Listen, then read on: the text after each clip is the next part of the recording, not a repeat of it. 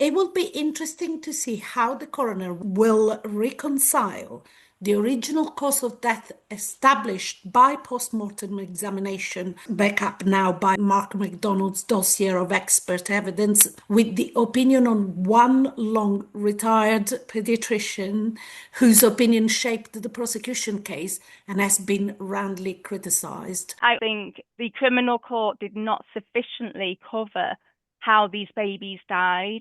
Because as we know, the main prosecution witness who came up with these new cause of death since changed his mind about baby C. But then the judge at the criminal trial said, it doesn't matter how they died, you just need to be certain they were murdered, which is a bit questionable. For these cases, really, the accurate cause of death should have been established first via the coroner, and that did not happen. I know because I was there. The police just steamrolled ahead with it. In effect, it trampled all over the previous coronial conclusions. Now, you might expect that if there'd been, say, a multidisciplinary panel, like the National Crime Agency advised Cheshire Police, and if that included a forensic pathologist who had then consulted with the paediatric pathologist, that never happened.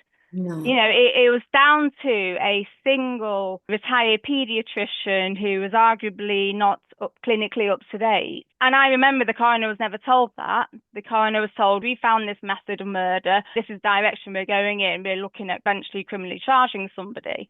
And as far as I'm aware, those original paediatric pathologists were never consulted. That's the first thing the coroner would have done.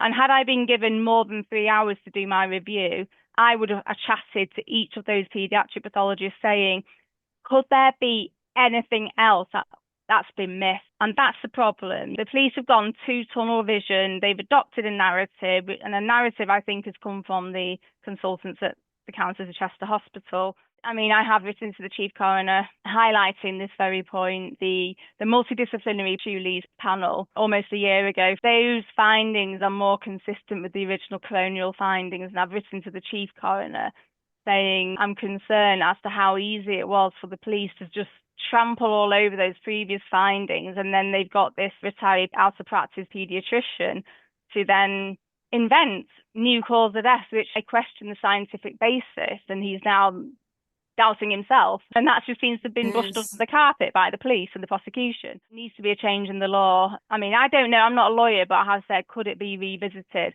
to prevent this from happening again in the future? All those coronial investigations have just been pushed to one side. So I'm very curious as to how that's going to be tackled, and that's why I think there needs to be full separate hearings.